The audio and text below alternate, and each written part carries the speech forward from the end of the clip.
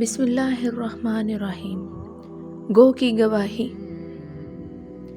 حضرت عمر فاروق رضی اللہ تعالیٰ عنہ فرماتے ہیں کہ ایک مرتبہ ہم حضور نبی کریم صلی اللہ علیہ وسلم کی خدمت میں حاضر تھے کہ ایک اعرابی آیا جس کے پاس گو تھی۔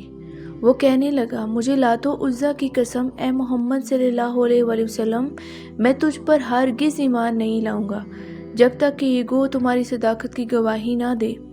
حضور صلی اللہ علیہ وسلم نے فرمایا، اچھا سنو۔ پھر حضور صلی اللہ علیہ وسلم نے گو سے مخاطب ہو کر فرمایا، اے گو بول۔ گو سنتے ہی عربی زبان میں بول اٹھی، لبیک یا رسول اللہ العالمین۔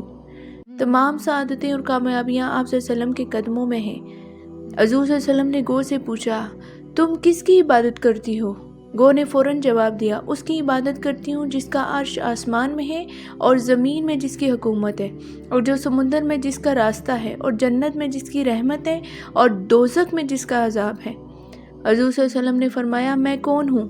وہ بولی، آپ رب العالمین کے رسول ہیں اور خاتم النبیین ہیں۔ جس نے آپ صلی اللہ علیہ وسلم کو پہچان لیا وہ نجات پا گیا، اور جس نے آپ صلی اللہ علیہ وسلم کو نہ مانا وہ دونوں جہان میں نقصان پا گیا۔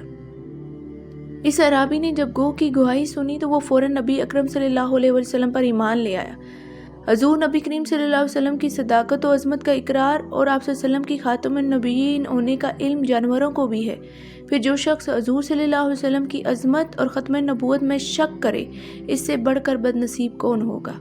یا اللہ، ہمیں اللہ اور اس کے رسول صلی اللہ علیہ وسلم کے پیروکاروں میں شامل کر، اور صدقے دل سے اللہ اور اس کے رسول صلی اللہ علیہ وسلم کے بتائے ہوئے راستے پر چلنے کی توفیق عطا فرما۔